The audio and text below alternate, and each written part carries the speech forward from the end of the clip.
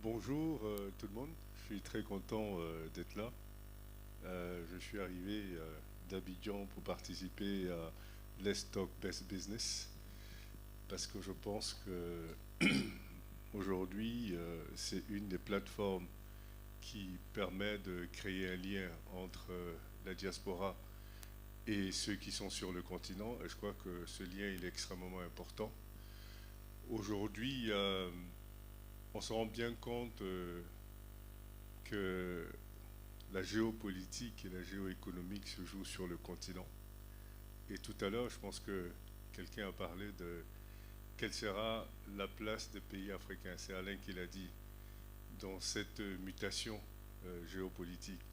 Est-ce que les Africains veulent être des spectateurs sur leur propre continent ou veulent être des acteurs? Et pour être des acteurs, il va falloir qu'ils prennent conscience de l'importance de leur continent dans le futur du monde, en réalité, parce que le futur du monde se joue en Afrique, croyez-le, économiquement, politiquement, géostratégiquement. Et donc il est extrêmement important que les Africains se parlent entre eux. Et pour se parler entre eux, il faut des plateformes. Donc voilà une des plateformes où on se parle, où on parle business, où on parle l'évolution du continent, où on parle comment s'organiser, comment se structurer, parce que vous verrez que la différence essentielle entre les pays dits pays avancés et les pays africains, ce n'est pas l'intelligence des uns sur les autres, c'est la structuration et l'organisation des uns sur les autres.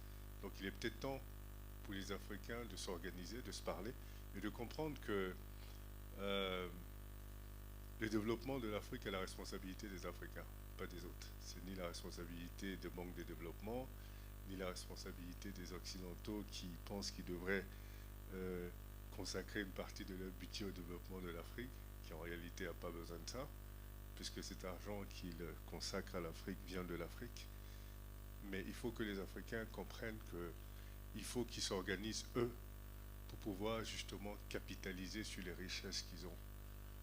Et ces richesses ne pourront pas être développées si les Africains ne s'organisent pas de sorte à pouvoir capitaliser là-dessus. Donc je suis très fier d'être là, très fier et très content de voir tout le monde ici. Merci à Alain, merci à vous tous d'être présents. Et je crois qu'on va commencer avec quelque chose qui est extrêmement important. C'est, je pense que tout le monde ici devrait, d'une façon ou d'une autre, investir ou s'investir sur le continent en tant qu'afro-descendant, en tant que membre de la diaspora. Et pour investir ou s'investir en Afrique, il faut comprendre les enjeux, il faut comprendre comment ça se passe, il faut comprendre la cartographie de risque. Et la cartographie des risques met en relief les forces, les faiblesses et les opportunités du continent. Ça peut être quelque chose de très long, et donc je me suis limité sur l'Afrique francophone, parce que je présume qu'on a majoritairement plus de francophones dans la salle.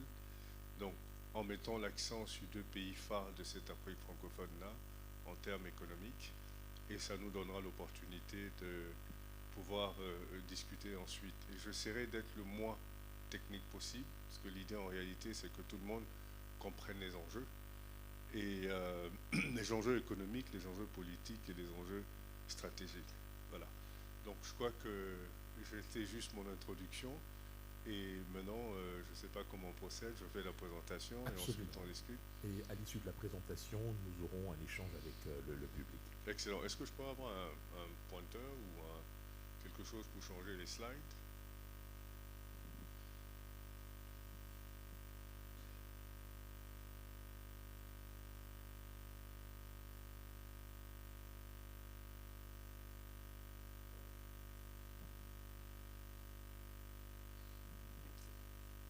Et je pointe ici, je pointe là. Doesn't matter? Ok. Right.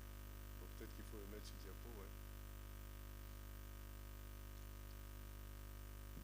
Alors, Bloomfield, l'agent de notation Bloomfield a deux départements principaux en termes d'opération. On a un département de notation financière, dont nous faisons de la notation financière, comme le MC l'a dit tout à l'heure, la notation financière en monnaie locale, ce qui vient contredire un peu l'approche des agences internationales. Ceci dit, c'est une façon de mieux présenter les risques dans son contexte. Parce que vous savez, évaluer le risque, on évalue là en bas. Là. Voilà, là. There you go.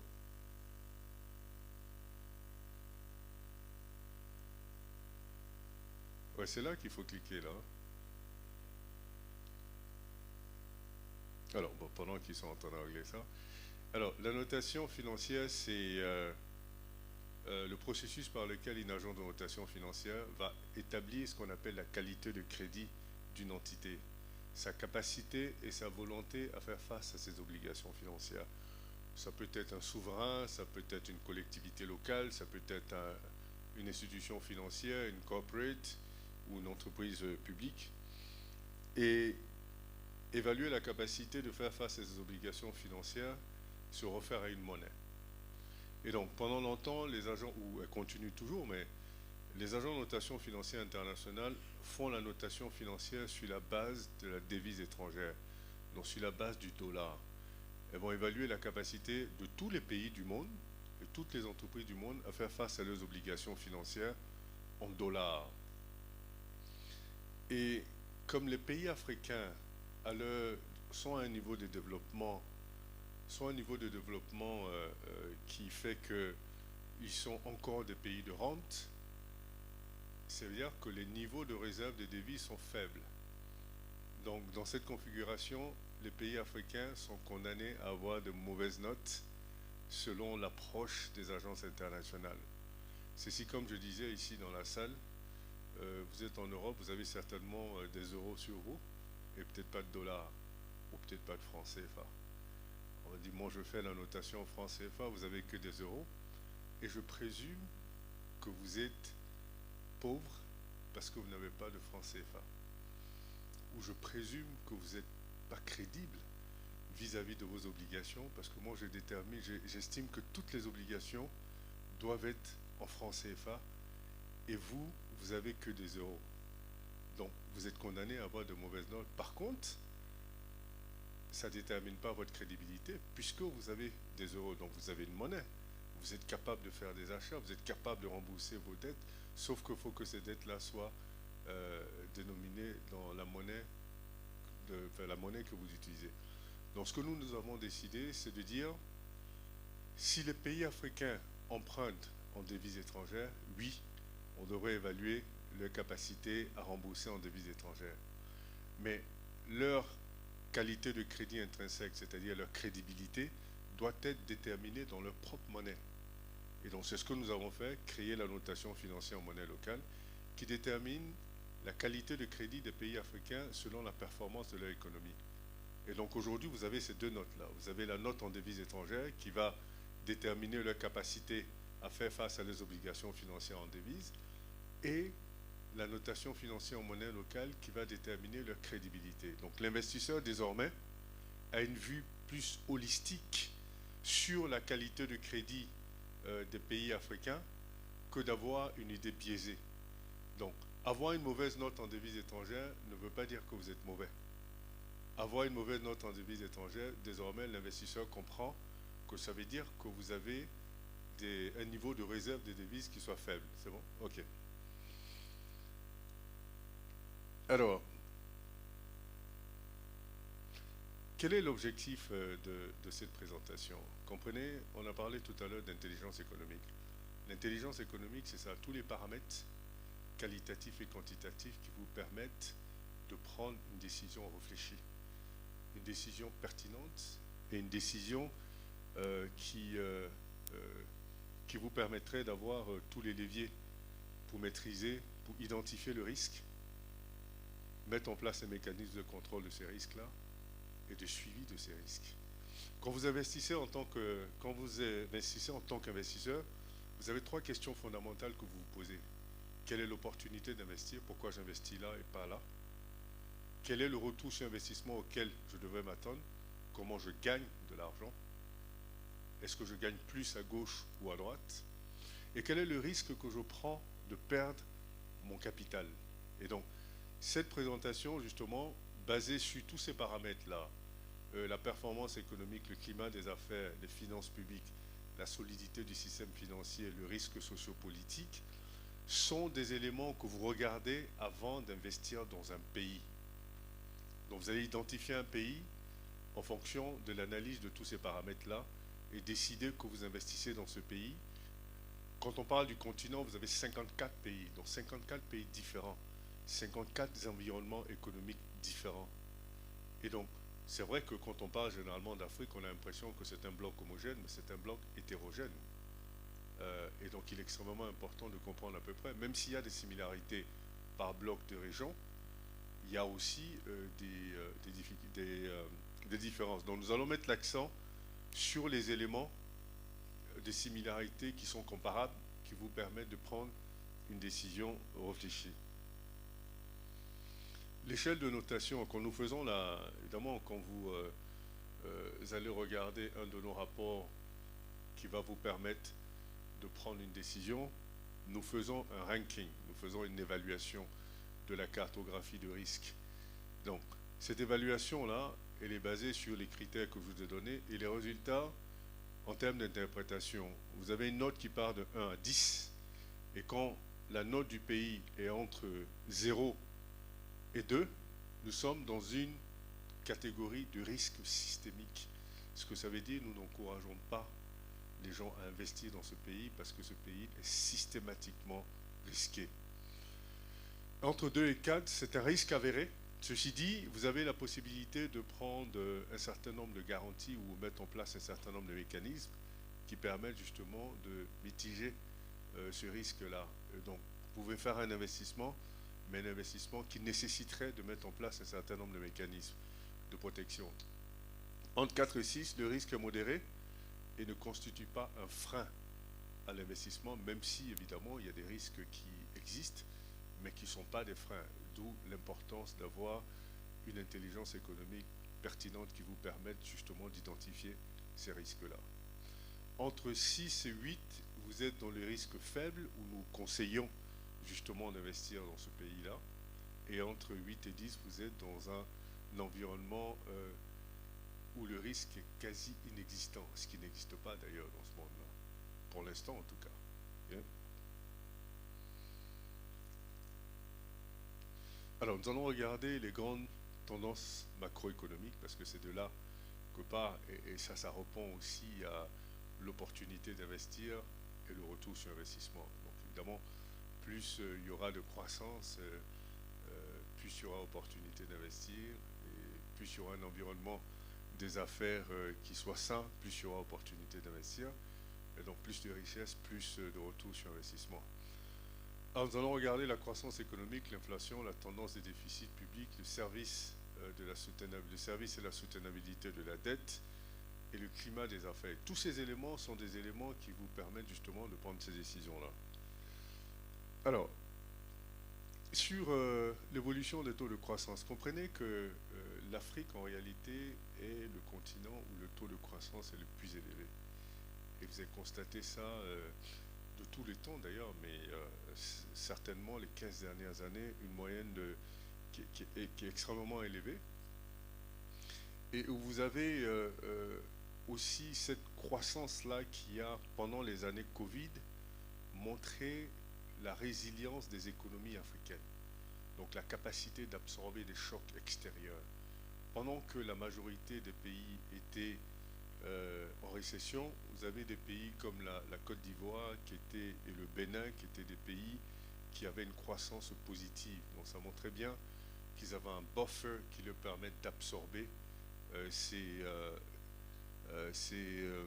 chocs extérieurs-là. Entre 2020 et 2022, vous verrez que la croissance de la Côte d'Ivoire était en moyenne de 7%, donc évidemment nettement au-dessus de la moyenne africaine qui était autour de 3,6 et celle du Cameroun autour de 4,3.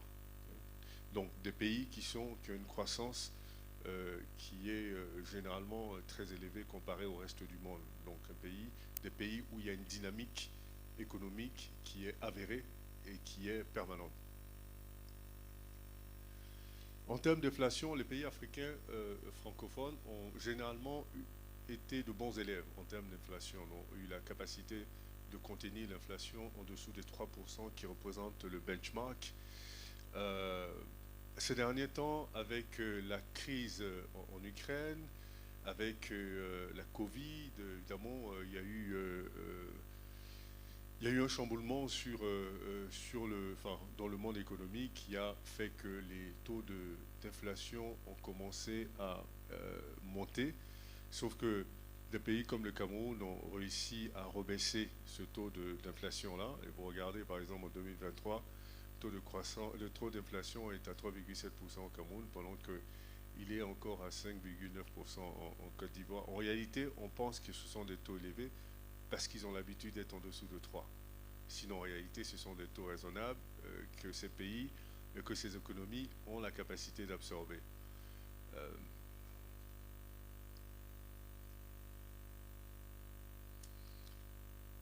En termes de déficit budgétaire, donc la tendance aussi est la même. Aujourd'hui, il y a une certaine tolérance vis-à-vis des déficits budgétaires. Pourquoi? Parce que bon, il y a eu les crises, il y a eu le Covid, les pays ont investi énormément en termes d'investissement public pour faire face à ces chocs extérieurs. Même si le benchmark est de 3% et qui devrait être respecté, je crois qu'aujourd'hui, il y a une certaine tolérance vis-à-vis de ces déficits budgétaires, en sachant que les pays africains, généralement, sont ceux-là qui respectent les déficits budgétaires. On reste généralement en dessous de 3%. La Côte d'Ivoire et le Cameroun sont évidemment des déficits budgétaires qui sont en réalité pas énormes. Regardez, en 2022, la Côte d'Ivoire a 6,8%. Cameroun a la capacité d'avoir un déficit budgétaire moins important parce que la Côte d'Ivoire investit plus en réalité en termes d'investissement public. La Côte d'Ivoire investit beaucoup plus que le Cameroun. Donc évidemment, dans cette logique-là, vous aurez un déficit budgétaire qui sera peut-être un peu plus important. Et d'ailleurs, ce n'est pas forcément un handicap, parce que je vous dis, non seulement on est dans une logique de tolérance, mais c'est de voir pourquoi on a ce déficit budgétaire-là. La Côte d'Ivoire a décidé d'avoir un plan de développement 2021, quinquennal 2021-2025. Et dans la stratégie, c'était d'avoir un secteur privé qui contribue à 63% de ce plan-là et 37% pour le secteur public. Le secteur privé ne se manifestant pas rapidement, les autorités ivoiriennes ont décidé qu'elles allaient prendre le devant et investir massivement dans les infrastructures publiques, massivement dans un certain nombre d'infrastructures, de sorte à encourager le secteur privé justement à venir. Donc d'où ces déficits-là. Mais ces déficits qui devraient être résorbés d'ici 2027. Donc il y a une tendance de déficit au-dessous du benchmark, mais qui n'est pas une catastrophe en réalité, et qui est expliquée par le fait qu'il y a une volonté manifeste politique de ces pays-là d'investir dans les infrastructures pour améliorer l'environnement des affaires, justement, pour attirer des investissements locaux, régionaux et internationaux.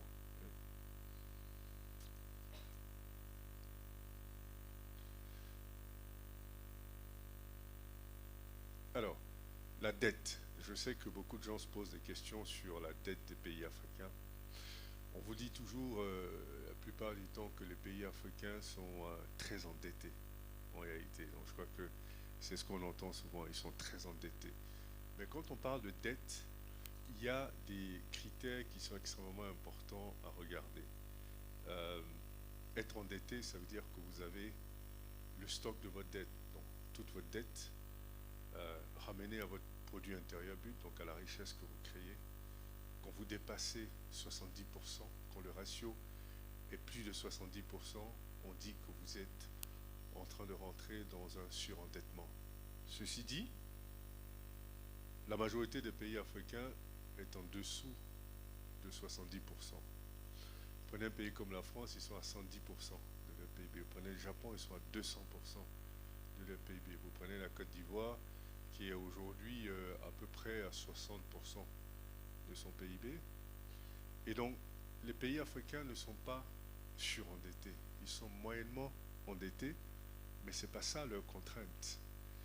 Leur contrainte, ce n'est pas le stock de la dette sur le PIB. Leur contrainte, c'est le service de la dette et l'exposition de la dette. Parce qu'en réalité, en dette, comprenez qu'il y a deux éléments qui sont extrêmement fondamentaux. C'est est-ce que vous êtes capable de rembourser la dette et à qui vous devez. Je vous ai pris l'exemple du Japon tout à l'heure. Vous prenez un pays comme le Japon, il est endetté à 200% de son PIB, mais 90% de sa dette, c'est vis-à-vis des Japonais. Donc en réalité, en termes d'exposition, c'est un pays qui n'est pas exposé du tout. La deuxième chose, c'est le service de la dette. Le service de la dette, comment on le calcule? Le ratio du service de la dette, c'est les revenus que vous avez. Le service de la dette, enfin, c'est ce que vous payez chaque année, ramené à vos revenus fiscaux et douaniers, en dehors de la dette, en dehors des emprunts, en dehors des dons. Donc, ce ratio devrait être à 20% ou inférieur. Et c'est là où les pays africains ont un problème, parce que la majorité d'entre eux sont au-dessus de 50%. Et donc, ce que ça veut dire, 50% de leurs revenus rentrent dans le remboursement de la dette chaque année, ce qui est problématique. Ça pourrait baisser si les pays africains rentraient plutôt dans une logique d'améliorer leurs revenus, plutôt que de prendre des dettes additionnelles pour rembourser. Donc ils se retrouvent malheureusement beaucoup dans un cercle vicieux où ils empruntent pour rembourser. Et quand ce ratio monte, vous n'avez plus de marge de manœuvre budgétaire pour investir dans le social, dans des infrastructures, donc vous passez votre temps à rembourser de la dette. Et donc, la solution que nous conseillons généralement aux pays africains, c'est de dire élargissez votre base fiscale. Et comment vous élargissez votre base fiscale? En formalisant vos économies. Parce que les économies africaines sont en moyenne informelles à 80%. Non, il faut formaliser l'économie. Et malheureusement, il y a une tendance en termes de politique fiscale en Afrique, généralement, c'est de penser que plus le taux est élevé, plus on gagne de l'argent. Alors que c'est pas vrai. Plus ce taux est élevé, plus vous encouragez la fraude. Prenez un pays comme les États-Unis, c'est le pays qui taxe le plus au monde. Sauf que les taux d'imposition sont tellement bas que vous ne sentez même pas que vous êtes en train de payer des impôts. En réalité, vous payez des impôts sur tout. Mais le taux est très bas, donc il rapporte énormément d'argent parce que les gens ne sentent pas qu'ils payent des impôts. En Afrique, les taux sont tellement élevés que même quand vous payez une seule taxe, vous la sentez. Et donc, aujourd'hui, ce qu'on leur conseille, c'est élargissez votre base fiscale en formalisant l'économie. Toutes les entreprises qui sont dans l'informel sont répertoriées en réalité, puisqu'on prend en considération la création de richesses qu'elles font pour comptabiliser le produit intérieur brut. Donc on sait où elles sont, elles ne sont pas cachées, elles ne sont pas sous terre. Donc l'idée, c'est vraiment d'élargir la base fiscale, baisser le taux d'imposition, de sorte à pouvoir avoir des revenus beaucoup plus importants, ce qui réduirait de façon systématique justement le recours à l'emprunt.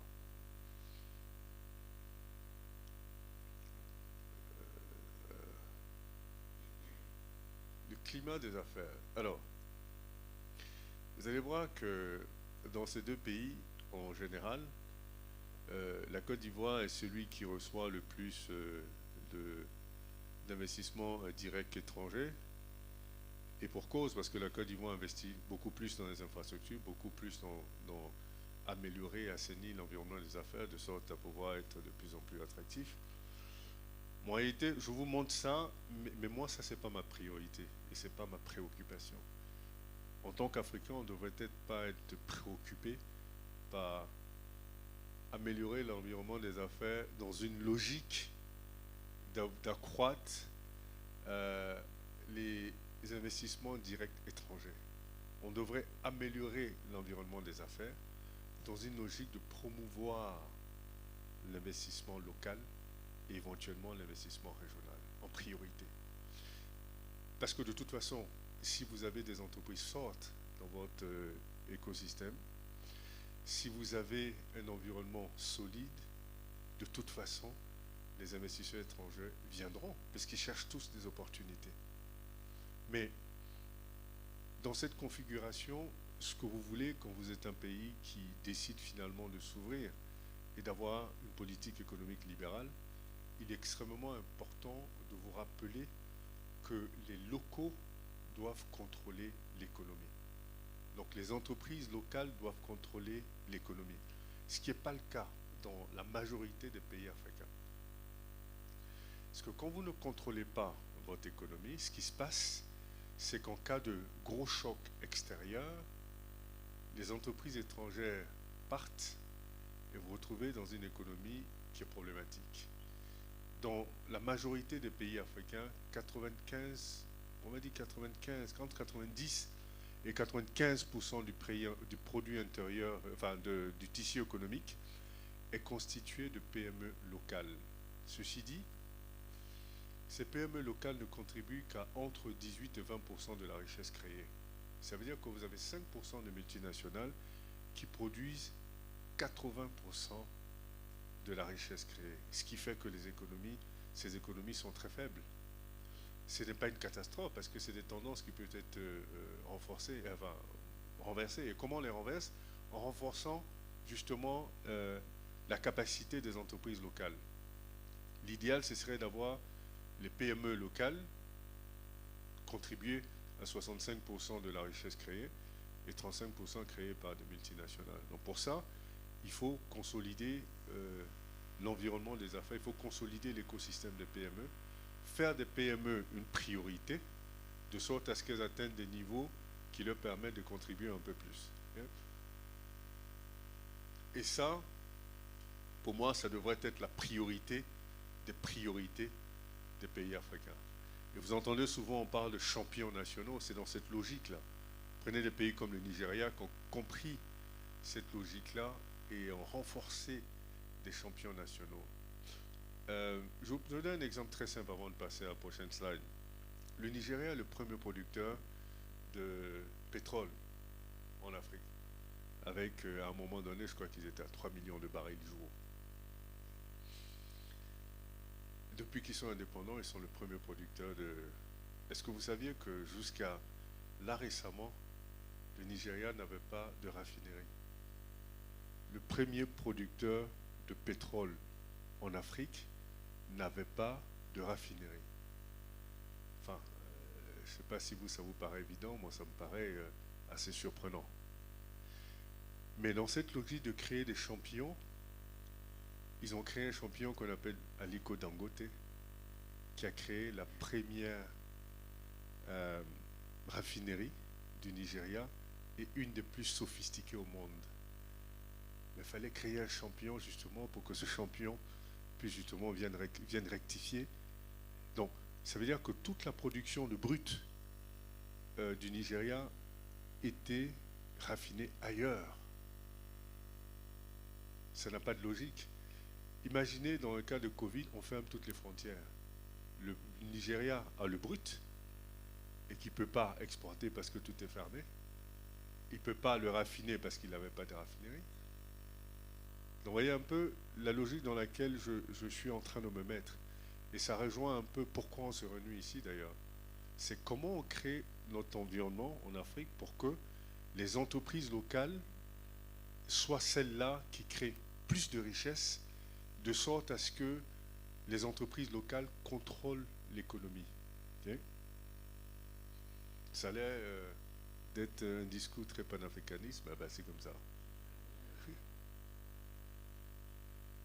Alors, en termes de bonne gouvernance, si vous regardez, je crois que si vous prenez ces deux pays-là, la Côte d'Ivoire, sur les indices de gouvernance de Mo Ibrahim, Côte d'Ivoire performe plus que le Cameroun, mais en sachant que la gouvernance est une faiblesse sur notre continent. Et dans la bonne gouvernance, évidemment, il n'y a pas que la corruption, parce que quand on dit bonne gouvernance, tout le monde pense à la corruption. Il y a la gouvernance politique, il y a la gouvernance administrative, il y a la structuration du pouvoir, il y a la gestion de la cité, et tout ça qui rentre dans la gouvernance. Alors, pourquoi nos pays ont plus de corruption que les autres pays. Rappelez-vous que la corruption n'est pas un fait africain. La corruption est un fait humain. Mais il y aura plus de corruption dans des environnements où il y a moins de systèmes de contrôle que des environnements où il y a plus de systèmes de contrôle.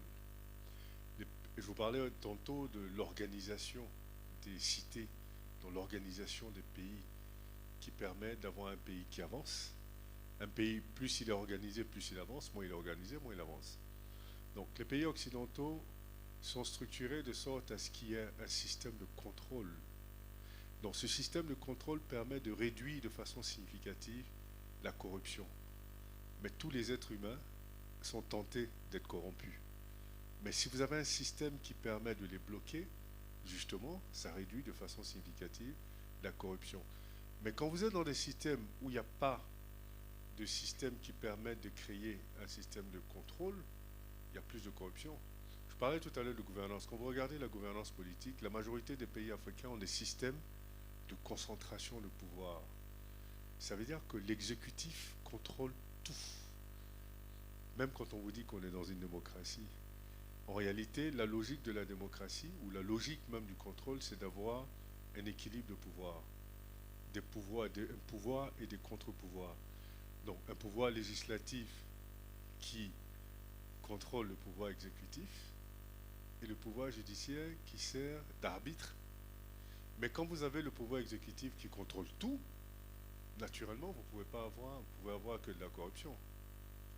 Parce que celui qui est supposé contrôler la corruption est lui-même le corrompu ou le corrupteur. Et donc, dans un système comme ça, c'est beaucoup plus difficile. La raison pour laquelle il est extrêmement important de repenser les systèmes politiques dans les pays africains pour justement assurer cet équilibre de pouvoir qui permettrait d'améliorer la gouvernance. Et une gouvernance qui est améliorée permet d'avoir un environnement plus sain pour des investissements.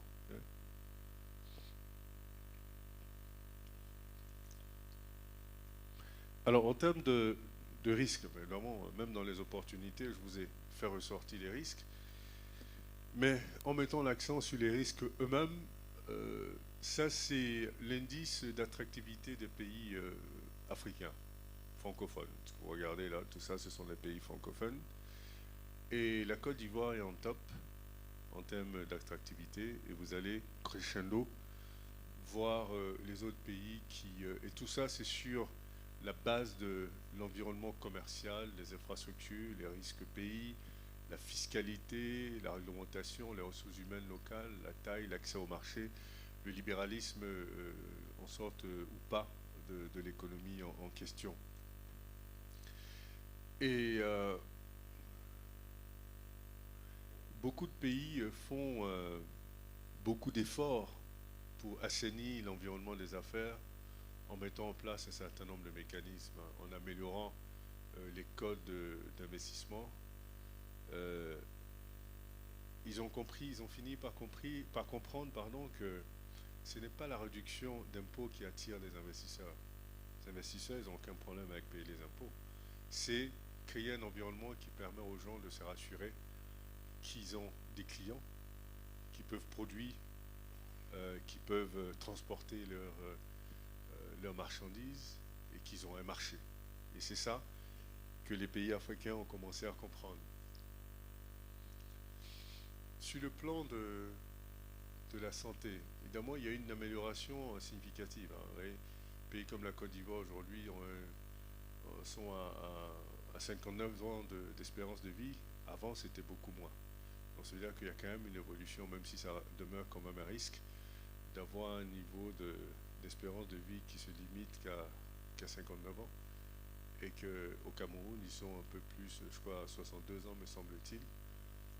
Mais ça demeure quand même bas quand vous pensez qu'en Occident, ils sont à 80 ans. Mais plus on améliore l'environnement des affaires, on améliore l'environnement de vie. Évidemment, on améliore également l'espérance de vie. Donc la santé devient cruciale. Et c'est un des éléments déficitaires dans ces économies-là.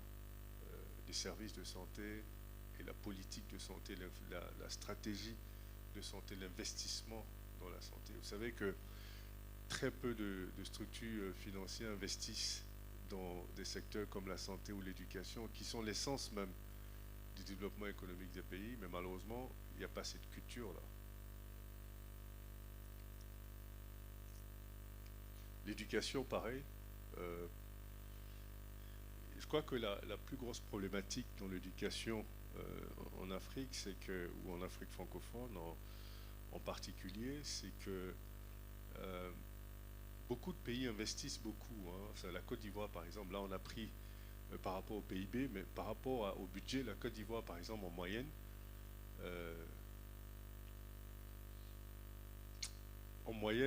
consacre 17% de son budget à l'éducation. Mais vous voyez, les résultats sont extrêmement faibles. Et ce qu'on a constaté, nous, ce n'est pas les moyens qui sont mis, c'est comment ces moyens sont utilisés. Et la stratégie d'éducation. On a des pays qui ont des systèmes éducatifs en termes de méthodologie et de pédagogie qui n'ont pas évolué avec l'évolution de la mentalité des élèves et des étudiants. Parce qu'il faut que la stratégie soit adaptée. Vous éduquez des gens, vous instruisez des gens, il faut que vous compreniez comment ils approchent l'instruction, comment ils absorbent l'instruction. Et si vous ne comprenez pas la psychologie de l'évolution de ces gens-là, évidemment, ça pose un problème. À un moment donné, vous avez un décalage entre les méthodologies et les méthodologies pédagogiques et les acteurs même qui sont supposés absorber ces méthodologies-là. Donc ce décalage-là fait qu'il y a ces mauvais résultats, même si dans des pays comme le Cameroun, vous avez des résultats beaucoup plus importants. Mais en général, en moyenne, vous avez des résultats qui sont faibles. Et donc ça nécessite une réflexion, une vraie réflexion sur la méthodologie de l'éducation et la stratégie pédagogique qui doit être adaptée finalement à l'évolution de l'environnement des Africains. En termes d'indice de développement, évidemment, c'est encore faible, même si on a une certaine évolution. Ceci dit, il y a des pays qui commencent à développer le secteur, la classe moyenne.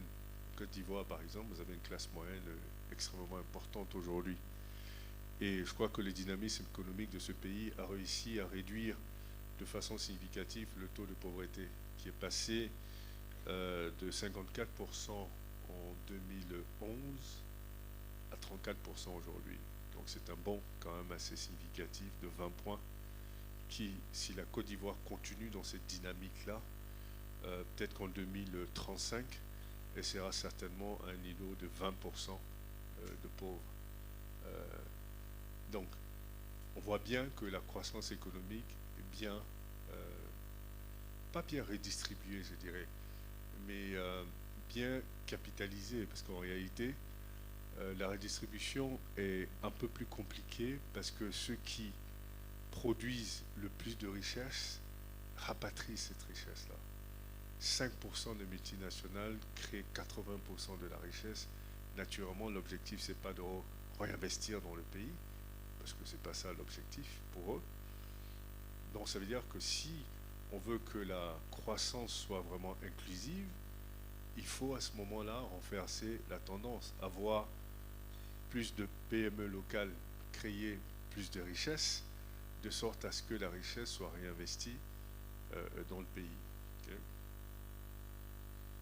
Bon, je vous ai déjà parlé de la corruption, si vous voulez qu'on vous donne quelques exemples. Mais, oui, corruption très élevée, pour les raisons que je vous ai données, de centralisation de pouvoir, donc qui ne permet pas d'avoir des mécanismes de contrôle qui soient efficaces et qui malheureusement entraînent à des situations de corruption qui peuvent être malheureusement endémiques. Je crois que beaucoup de pays essaient de se battre contre la corruption, sauf qu'ils ne font peut-être pas de la bonne façon, parce que même en créant des structures pour lutter contre la corruption, ces structures-là sont aux ordres. Donc évidemment, si celui qui donne les ordres est corrompu, ben, ce serait difficile, lui, de l'attaquer. Donc, à mon avis, ça devient inefficace. Alors, les coups d'État, vous avez certainement entendu parler des coups d'État qui, pendant longtemps, ont miné un peu la vie politique et économique des pays africains. Sauf que aujourd'hui, vous n'avez plus les mêmes types de coups d'État. Il ne faut pas les interpréter de façon linéaire, il faut les interpréter de façon contextuelle. Aujourd'hui, vous avez des coups d'État qui ressemblent plus à des cris de révolution que des coups d'État où on rentre dans une logique de rapport de force. Les coups d'État ne sont pas les meilleures choses. Les coups d'État ne sont pas ce qu'il faut pour changer un pouvoir politique. Ça, on est tous d'accord, parce que les impacts et les conséquences ne sont pas bonnes pour l'économie de toute façon, parce que ça ralentit l'économie, ça crée une rupture diplomatique, ça crée une rupture de partenariat, et donc c'est forcément pas une bonne chose. Mais quand vous regardez, vous vous rendez compte que on est vraiment dans une mutation, on est vraiment dans une Afrique en mutation, surtout une Afrique francophone en mutation, et que la conséquence de ces coups d'État est systématiquement liée à la gouvernance politique qui règne dans ces pays-là. Je vous ai parlé tout à l'heure, cette concentration de pouvoir qui crée de plus en plus de frustration, et à un moment donné, les gens estiment que bon, ben, la façon de réagir à ça, c'est des coups d'État, ce qui est pas vrai, mais de toute façon, c'est ce qui se produit. Et quand vous voyez des coups d'État aujourd'hui, avant les coups d'État, on assassinait le président, on assassinait tous les gens. Maintenant, c'est plus le cas. Maintenant, vous avez des coups d'État où il n'y a même pas une effusion de sang, où personne n'est vraiment inquiété. Pourquoi? Parce que ça ressemble plus à un changement. Et vous avez des... Avant, vous ne voyez pas des populations applaudir des coups d'État. Non. Quand il y a un coup d'État, les gens se cachent. Aujourd'hui, les gens applaudissent. Ils n'applaudissent pas le coup d'État. Ils applaudissent le changement. Ils veulent n'importe quel changement. Mais ils veulent un changement tout de même. Et donc ça, c'est ce qu'on devait regarder et se dire, dans cette logique-là, les leaders africains devraient comprendre qu'au lieu de s'appuyer sur les structures régionales et internationales pour sanctionner, il serait extrêmement important d'ouvrir le débat sur pourquoi les coups d'État, comment les prévenir, qu'est-ce que ça veut dire, qu'est-ce que ça nous envoie comme message, est-ce qu'on ne devrait pas repenser la gouvernance politique, est-ce qu'on ne devrait pas repenser les modèles politiques de sorte à pouvoir justement éviter ces coups d'État-là. Alors le terrorisme reste un handicap dans les pays africains, même si évidemment l'impact n'est pas significatif en termes d'impact négatif sur les investissements, mais ça demeure une menace. Toute la bande sahélienne demeure une menace et qui peut à tout moment se déclencher. Donc évidemment, c'est une situation qui pourrait certainement mettre un frein à un certain nombre d'investissements. Ceci dit, aujourd'hui, on voit bien que ça n'affecte pas vraiment parce que ça reste une menace, mais l'impact n'est pas direct. Beaucoup de pays essaient de s'en prévenir en mettant en place des dispositifs pour contenir ce terrorisme-là, sachant que en réalité, cette partie du monde intéresserait peut-être les terroristes dans une logique de s'installer, mais pas dans une logique de déstabilisation. Donc, si on a compris ça, c'est de dire comment prévenir cette installation-là en s'organisant, parce que généralement, ils s'installent naturellement en s'appuyant sur la pauvreté des gens, en s'appuyant sur les liens ethniques et religieux et les liens culturels pour s'installer et s'introduire de façon très très très smooth. Oui. Alors en termes de perspective, donc on a mis en relief les opportunités, on a mis en relief les risques et les perspectives justement pour réduire ces risques-là et améliorer les perspectives dont on a parlé auparavant. Donc, la transformation des matières premières, la réduction de l'économie informelle, la transformation technologique et la promotion du partenariat public-privé. Quand vous prenez la transformation des matières premières, je crois que aujourd'hui, une des plus grosses faiblesses du continent, c'est justement le fait que les matières premières soient exportées et vendues brutes.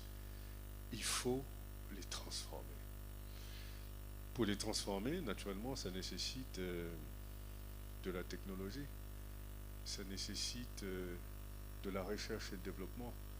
Et beaucoup de pays africains, malheureusement, comptent sur un transfert de technologie. Bon, je me suis toujours posé la question de pourquoi les Africains pensent que ceux avec qui ils seront potentiellement en concurrence leur transféraient des technologies pour leur donner un avantage significatif.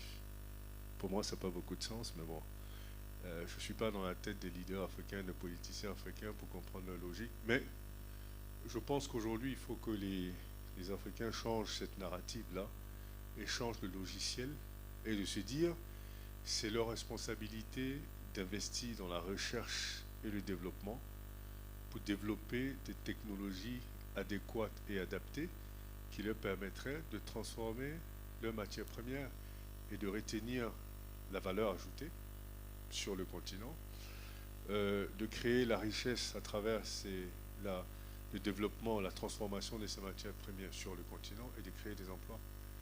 Et d'ailleurs, quand vous prenez un pays comme la Côte d'Ivoire, qui est premier producteur de cacao au monde, et vous avez la Belgique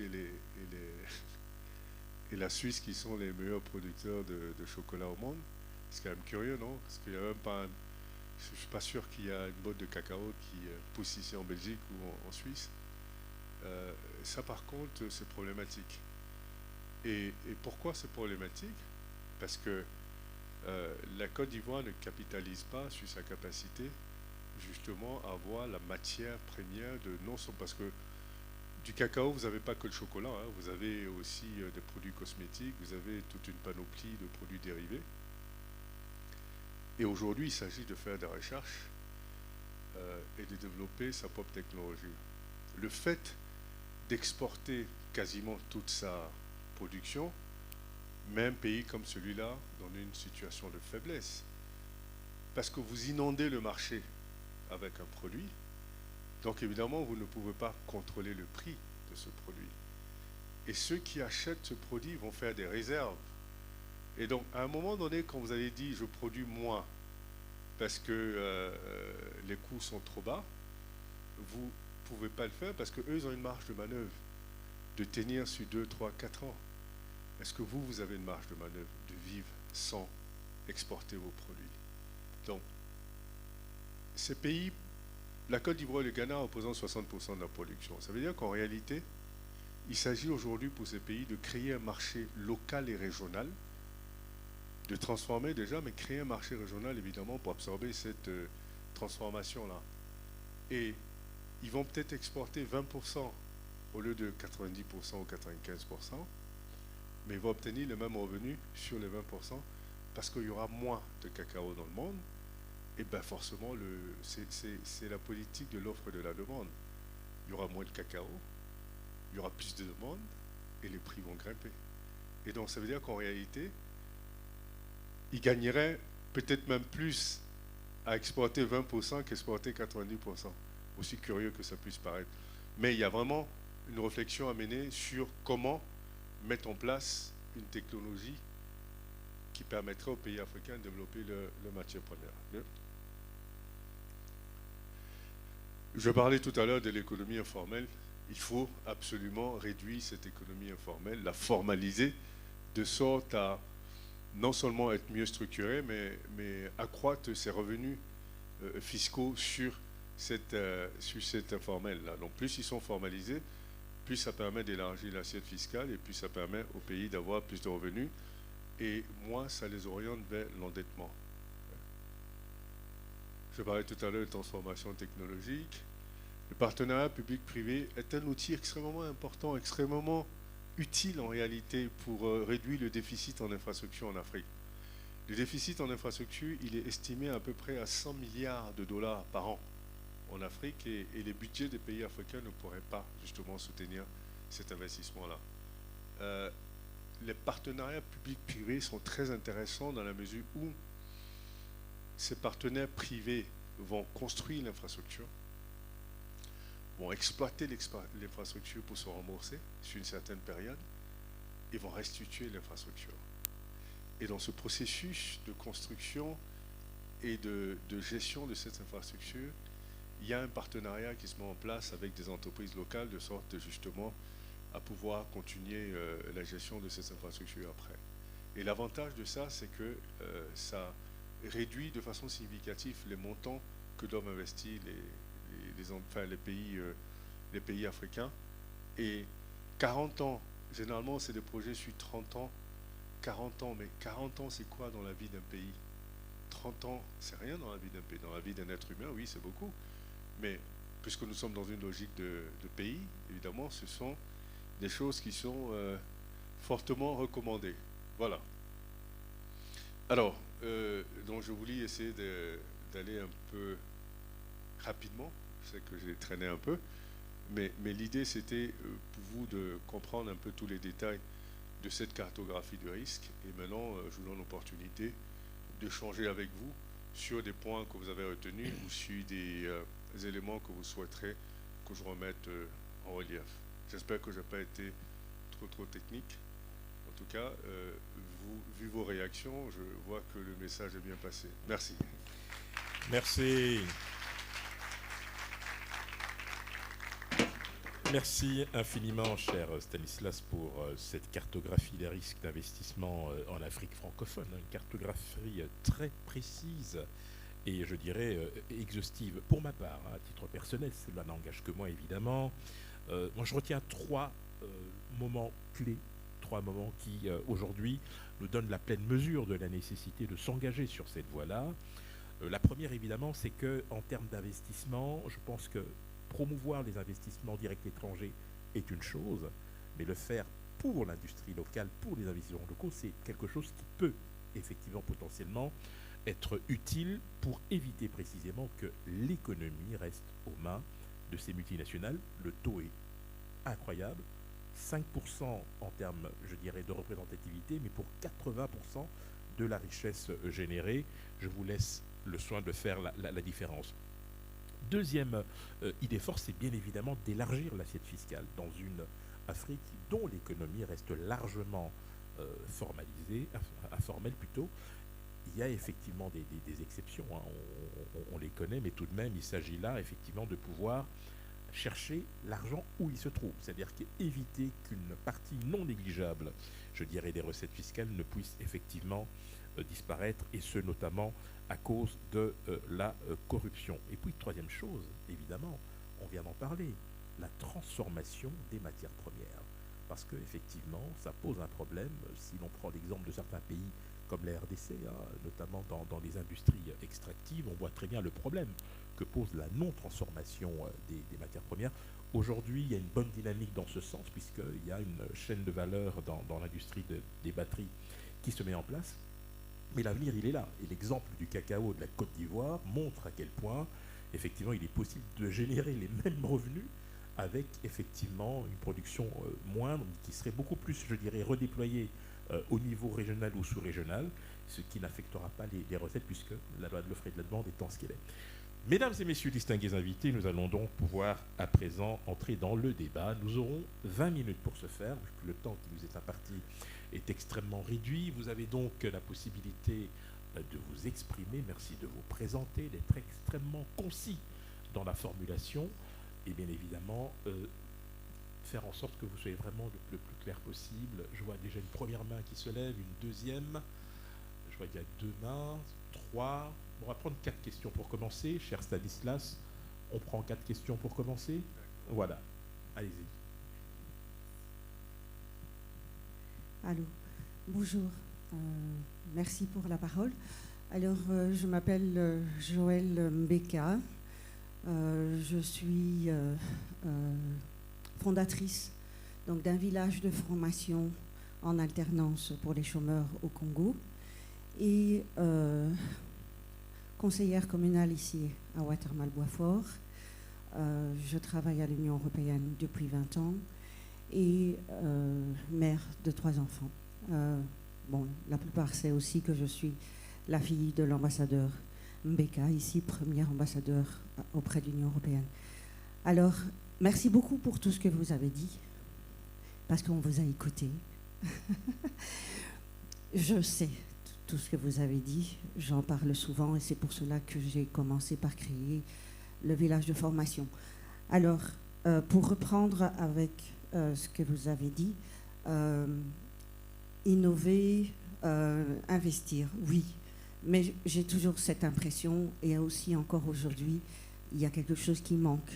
C'est toujours la population elle-même, c'est-à-dire nos chômeurs, nos personnes qui ont faim, nos personnes avec qui, justement, nous pouvons aller de l'avant pour travailler pour vous, les entrepreneurs, créer les emplois, mais alors pouvoir engager déjà des personnes qui sont formées. Ici, en Belgique, nous avons toutes ces actions. Nous avons l'ONEM au Congo. Moi, je parle pour le Congo, désolé. L'ONEM existe, mais ne fonctionne pas. Il y a 84 millions de personnes au Congo. Donc, c'est vrai que l'investissement peut se faire seul au Congo. On peut même être autonome, créer des entreprises, transformer le tout. Donc, je suis tout à fait d'accord avec ce que vous dites. Et je n'ai pas de questions parce que vous avez répondu à tout ça, sauf la partie sociale. Moi, je suis non marchand. Je suis marchand par obligation parce que je ne suis pas financé. Donc,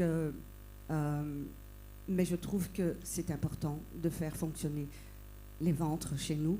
Et quand ils auront moins faim, à ce moment-là, ils comprendront ce qu'on essaye de faire pour eux. Pour le moment, ils ne sont pas capables de le comprendre. Merci. Merci infiniment, cher Joël. Nous avons une deuxième main qui s'est manifestée. Oui, merci. Bonjour, merci. Je tiens d'abord à féliciter les organisateurs et merci pour cette brillante intervention. Je m'appelle Olivier Linguindou, je suis président d'un cercle d'affaires en Belgique, Léopard Club, de la diaspora congolaise, mais surtout aussi les Amis du Congo, donc c'est un club mixte qui est ouvert. Et vous souffrirez un petit peu en étant en Belgique que les questions se focalisent aussi sur le RDC. Souffrez un petit peu. Alors, j'aimerais avoir un peu plus d'explications et justement, j'emboîte le pas sur ce que vient de dire Henri Désiré. Au niveau du marché du cobalt et du cuivre en RDC, qui est un des premiers producteurs dans les deux matières au niveau mondial, comment faire justement pour que les cours ne puissent plus être contrôlés par l'extérieur? Est-ce qu'on prendrait le même schéma que vous avez donné avec le cacao ou vous avez peut-être une autre proposition par rapport à ça ou une autre réflexion par rapport à ce point? Merci infiniment, Olivier. Une troisième main que j'ai vue quelque part. Voilà, très bien. Bonjour et félicitations pour les organisateurs. Moi, je m'appelle Noël Ungela, je suis résident ici en Belgique. Alors, ma question, elle est plutôt vraiment directe et brève. Vous avez parlé de gouvernance politique, en tout cas passablement, et j'ai vu votre exercice récemment en République démocratique du Congo, où la note était très très faible quand même, point de vue gouvernance politique. Alors, que faire justement quand la gouvernance politique prend en otage les restes des secteurs? Alors je le dis pour avoir travaillé plusieurs années, en tout cas dans l'administration, et je sais que tout est politisé au Congo. Tout, en tout cas, ça n'engage que moi. Tout est politisé et c'est par expérience. Tout est relié à la politique. Comment faire pour se défaire, justement? Et malheureusement, c'est une mauvaise influence. D'où même la corruption. Merci. Alors, la première intervention n'étant pas une question, on va prendre une troisième, hein, cher Stanislas, c'est possible. Troisième question. Voilà, monsieur. Bonjour à tous. Donc, moi, c'est Chris Kofi. Donc, merci encore pour la présentation. Donc, je suis dans le coaching professionnel et donc l'idée, en fait, je suis aussi de Côte d'Ivoire et j'aimerais aussi exploiter le tourisme là-bas. Donc, du coup, j'ai deux questions, enfin, une question qui empiète sur l'autre. Donc, c'est-à-dire que la corruption, en fait, où est-ce qu'on en est dans la manière de résoudre ce problème-là et comment justement comment régler en fait ce problème malgré le fait qu'il y a la centralisation des pouvoirs. Et l'autre question qui est plus liée au tourisme, c'est l'aspect sécurité pour comment dire ça, mieux faire la promotion en fait par rapport aux étrangers qui viendraient en Côte d'Ivoire. Bon, je sais que c'est attractif pour l'instant, mais bon, voilà, ce serait quand même une réponse à avoir. Merci infiniment. Nous reviendrons vers vous. Hein. Donc, on va laisser le soin à M. Stanislas de répondre. Alors, je vais quand même réagir sur la première intervention. Vous savez, je vous ai donné l'exemple de la Côte d'Ivoire où je disais le dynamisme économique a permis de réduire la pauvreté de 20 points en 13 ans. ce que ça veut dire que plus on aura des économies dynamiques, moins on aura de pauvreté. Vous ne pouvez pas nourrir des gens s'il n'y a pas d'argent. Il faut justement créer cette richesse pour pouvoir réduire la pauvreté. Et vous dites qu'il faut former des gens justement pour qu'ils soient des employés pour les entrepreneurs. Mais voilà, c'est une opportunité. Créer des entreprises pour former des gens, c'est une entreprise. Une entreprise qui forme des gens, c'est une entreprise. Former des gens pour que justement les ressources humaines qui beaucoup de fois font défaut dans des pays seraient justement l'opportunité de combler ce déficit-là. Vous savez qu'on crée une entreprise pour répondre à un besoin d'innovation ou un besoin d'amélioration. Donc, ce que je dis toujours aux gens de la diaspora, c'est ce que vous identifiez comme faiblesse en Afrique, c'est une opportunité pour vous de créer des entreprises justement pour combler ce déficit-là. Donc, c'est ce que je vous dirais. Et vous venez de la RDC, je crois que ça emboîtera la question de tout à l'heure sur la corruption et la gouvernance. Je reviendrai là-dessus tout à l'heure, mais c'est ça. En fait, oui, nous sommes conscients, sur le continent, nous sommes conscients, mais non, c'est une question d'organisation. Et comme je dis, pourquoi dans les pays développés, vous avez moins de pauvres? Parce que justement, ils ont développé la richesse et des opportunités. Donc, si vous développez des entreprises, vous créez des emplois pour absorber les chômeurs. Et si derrière vous avez une entreprise qui forme ces gens-là qui sont prêts à être embauchés, évidemment, on est en train de créer cet écosystème. Moi, je crée une entreprise, vous formez des chômeurs, que moi je recrute après. Et donc c'est comme ça qu'on va pouvoir s'organiser et créer cet écosystème qui va justement... Vous savez, quand j'étais à la Banque mondiale, et on me disait que le slogan de la Banque mondiale, c'était « Réduire la pauvreté en Afrique », je disais « Mais c'est n'importe quoi. Réduire la pauvreté, ce n'est pas un objectif. Ça ne peut pas être un objectif de développement. On va développer les pays, ou alors on va accompagner les pays dans leur développement, et c'est ce développement-là qui va créer de l'emploi et absorber la pauvreté. Le secteur privé, c'est l'essence du développement d'un pays. Mais vous allez voir que très peu de projets de développement en réalité mettent l'accent sur le secteur privé, très peu. Ils mettent tous l'accent sur le social. Mais est-ce que vous voulez maintenir les gens en vie ou vous voulez créer un environnement qui leur permette d'avoir des opportunités? Non. Maintenir en vie, c'est maintenir sous perfusion. Je ne crois pas que ce soit un objectif, ça. Il faut créer un environnement qui permette à tout le monde d'avoir l'opportunité. On ne va pas non plus créer en Afrique des gens qui soient toujours des assistés.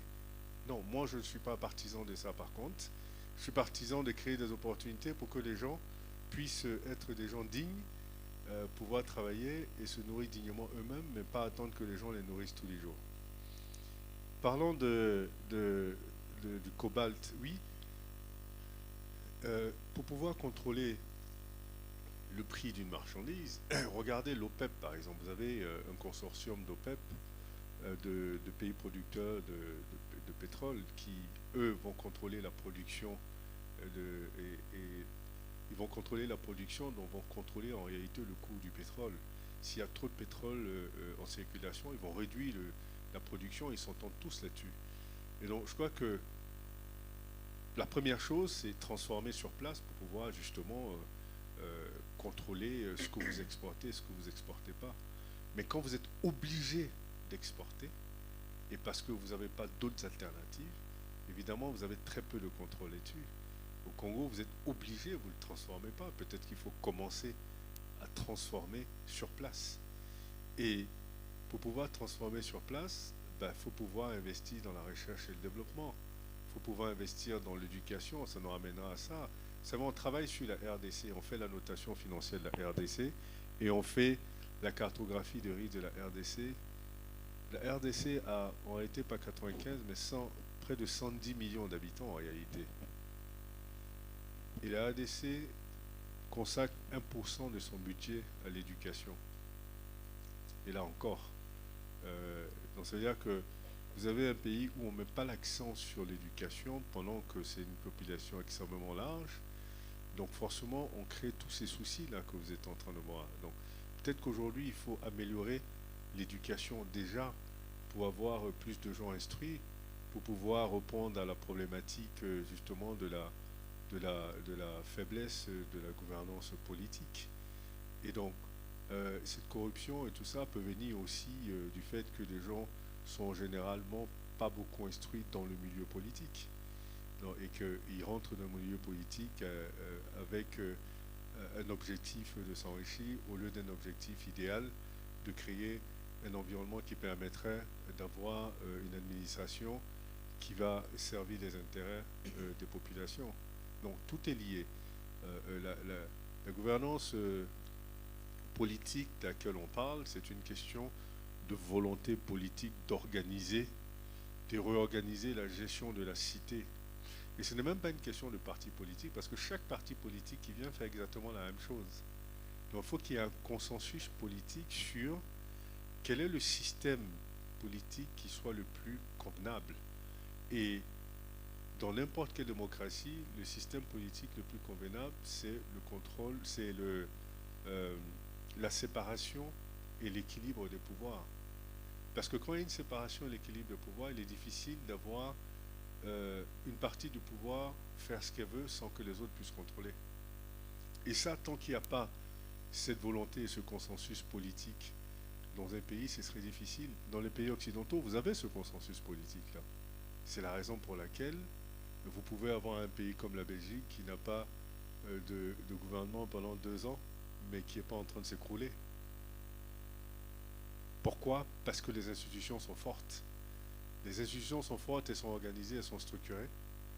Nous, dans nos pays, on est plus préoccupés par des hommes forts. Donc, on va avoir tel président qui est très fort, tel autre qui est très fort. Oui, mais c'est parce qu'ils sont les seuls forts qui contrôlent tout. Et quand vous avez des institutions fortes, elles permettent de justement réduire le pouvoir de ces hommes forts-là. Vous avez, prenez l'exemple des États-Unis où le président Trump prend une décision, un décret, interdisant les musulmans de rentrer aux États-Unis. Et vous avez un juge de circuit, donc un juge de quartier, qui casse sa décision et toute l'administration se range derrière le juge. Pourquoi? Parce que c'est les règles.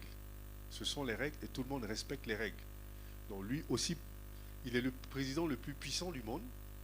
Il prend un décret pour dire j'interdis les musulmans de rentrer aux États-Unis et un juge de quartier lui dit non, tu n'as pas le droit parce que c'est anticonstitutionnel, je casse ton décret.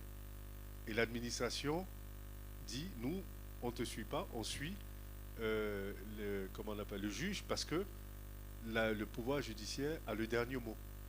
Donc le président qui est obligé d'aller à la Cour suprême. Donc c'est pour dire que quand on met en place des institutions fortes, on ne se retrouve pas dans ce genre de mécanisme-là.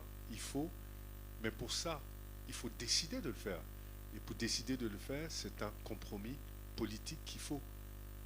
Ça veut dire qu'aujourd'hui, il faut peut-être renouveler le leadership dans les pays africains, avoir de plus en plus de jeunes avec un autre niveau de mindset, une autre approche politique pour changer la narrative.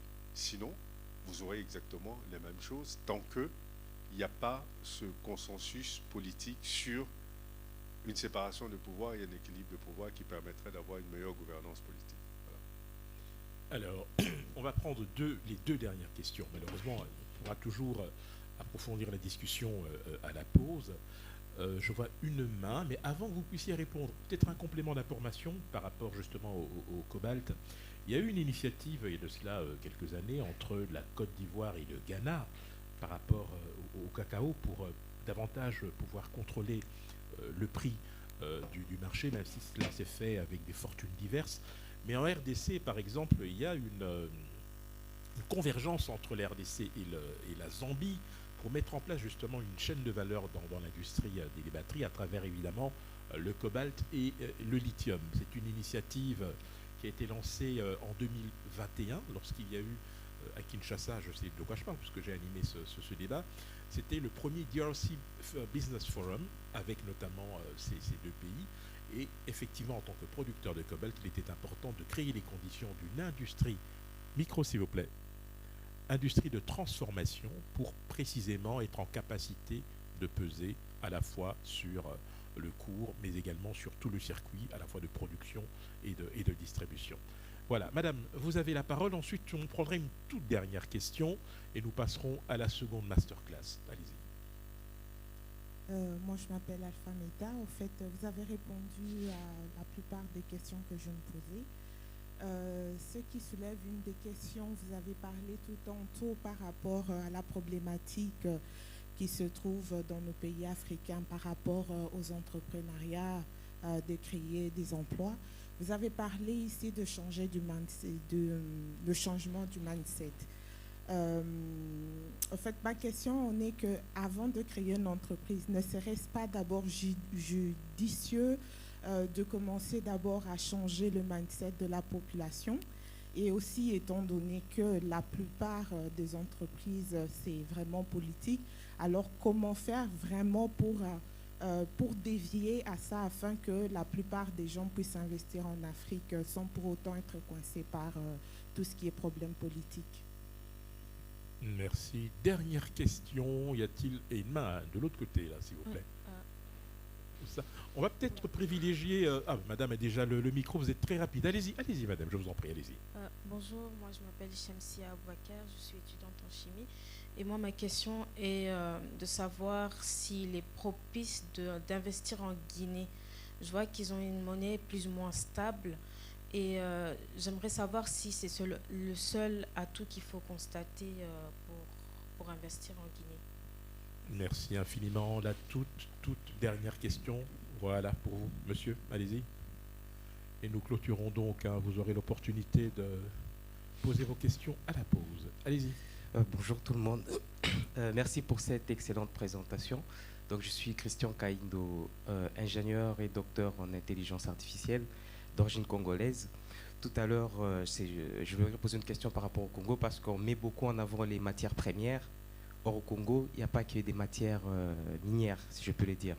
Et donc, on a par exemple un secteur agricole qui peut exactement prendre de l'ampleur et on peut investir même avec des PME. Le problème majeur qui se pose, c'est l'électricité.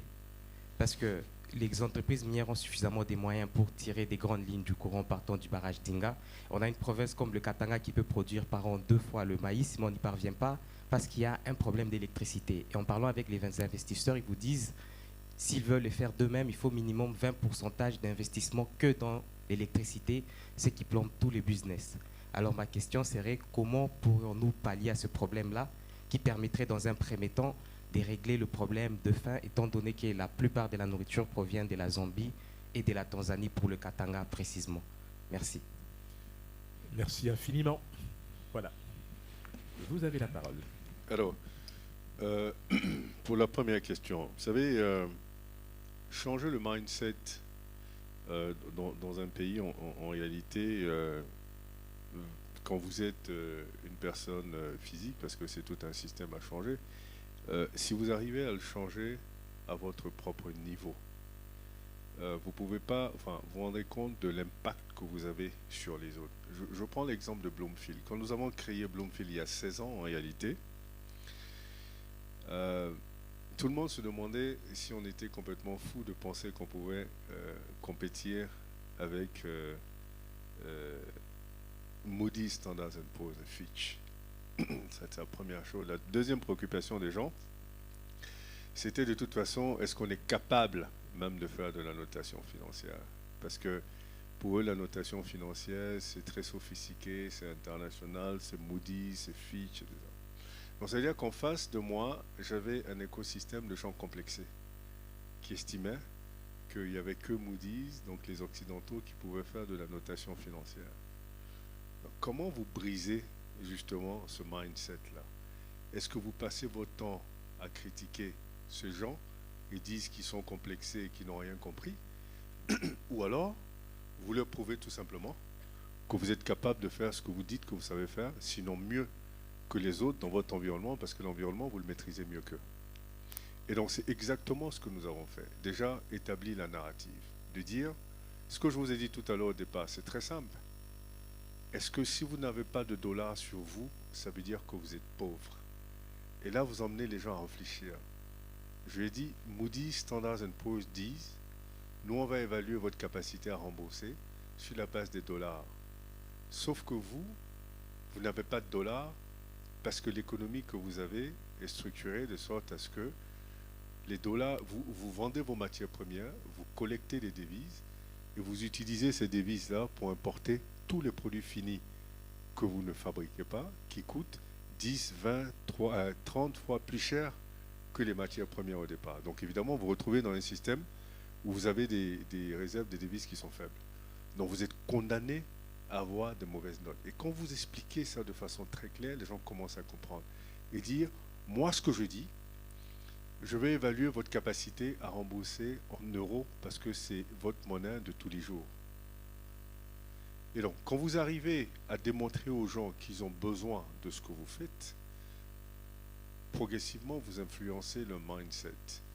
Après, il fallait justement faire exactement de la notation financière, avoir des clients, noter des gens et voir quel serait l'impact. Au début, aucun pays ne voulait travailler avec nous. Moi, je parle de pays. Aucune grande entreprise ne voulait travailler avec nous. Personne, quand on a commencé. On a commencé par...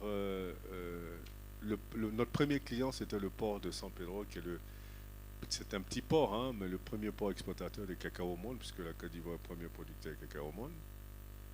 Et on a noté une deuxième structure, ensuite une troisième. Et les gens ont commencé à s'intéresser. Le port d'Abidjan, qui est un grand port, est rentré dans la danse.